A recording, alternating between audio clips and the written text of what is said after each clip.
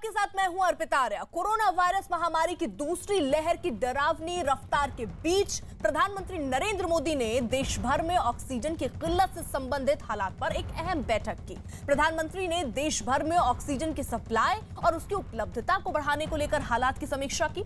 देश भर में ऑक्सीजन की महामारी की तमाम खबरों के बीच ऑक्सीजन की उपलब्धता और सप्लाई की समीक्षा के लिए बुलाई गई इस मीटिंग में तमाम मंत्रालयों के बड़े अधिकारी मौजूद रहे। बैठक में प्रधानमंत्री को बताया गया कि किस तरह देश भर में ऑक्सीजन की मांग और आपूर्ति के बीच तालमेल बिठाने के लिए हर मुमकिन उपाय किए जा रहे हैं और राज्य के अधिकारियों के साथ मिलकर इसे सुनिश्चित किया जा रहा है ताकि आपूर्ति घटने न पाए।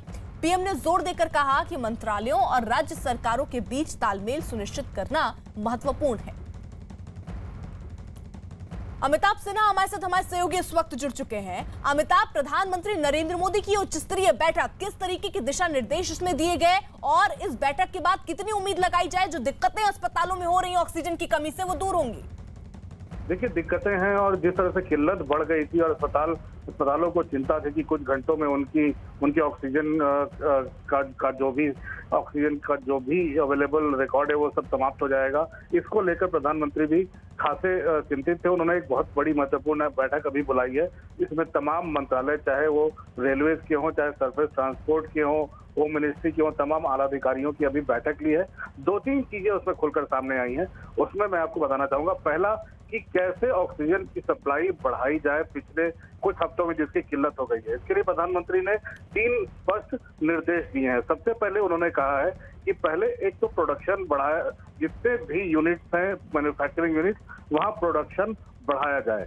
दूसरा उन्होंने सबसे पहले कहा है कि इसका स्पीडी डिस्ट्रीब्यूशन जो है वो तमाम राज्य सरकारों के साथ मिलकर बढ़ाया जाए, जिसके लिए आज गृह मंत्रालय और गृह सचिव ने एक आदेश इसके लिए जारी भी कर दिया है। तीसरा कि कैसे ऑक्सीजन के सपोर्ट को हेल्थ फैसिलिटीज तक पहुंचाया जाए।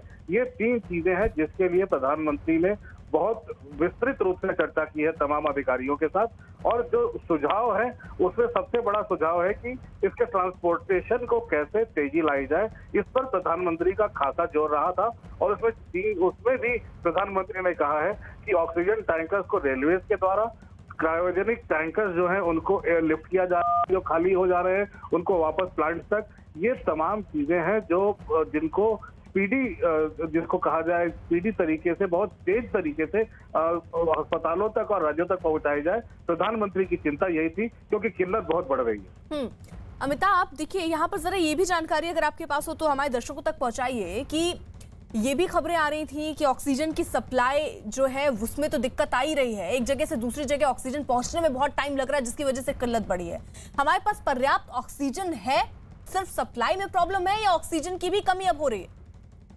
देखिए, ऑक्सीजन की कमी तो है, तभी तो इनके मैन्युफैक्चरिंग को बढ़ाने की बात हो रही है, इनके इंपोर्ट की बात शुरू हो गई है। आपको याद होगा अभी कई दवाइयों के लिए भी अभी एक्सपोर्ट रेस्ट्रिक्शन और कस्टम ड्यूटीज घटाई गई हैं। तो जो प्रोहिबिशन जो था सप्लाई ऑफ ऑक्सीजन का, जिसके ऊपर ऑक्सीजन मैन्युफैक्चरर्स के ऊपर, वो तमाम जो रुकावटें थी वो अब दूर कर दी गई हैं सरकार के द्वारा।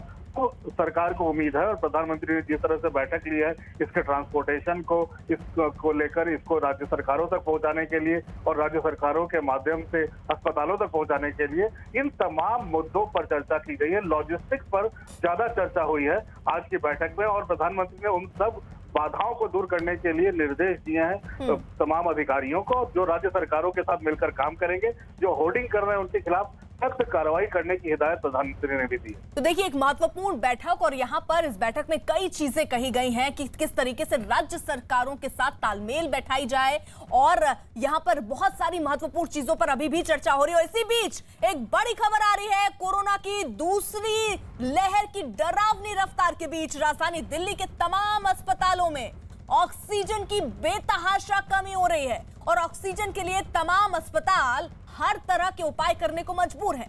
दिल्ली में पश्चिम विहार के Shri Balaji action medical institute ने दिल्ली के उपराज्यपाल को चिट्ठी लिखकर ऑक्सीजन देने का आग्रह किया है। इंस्टीट्यूट के मेडिकल डायरेक्टर ने अपने पत्र में साफ लिखा कि उनके अस्पताल में 81 मरीज आईसीयू में भर्ती हैं और सिर्फ 2 घंटे की ऑक्सीजन ही उनके पास बची है।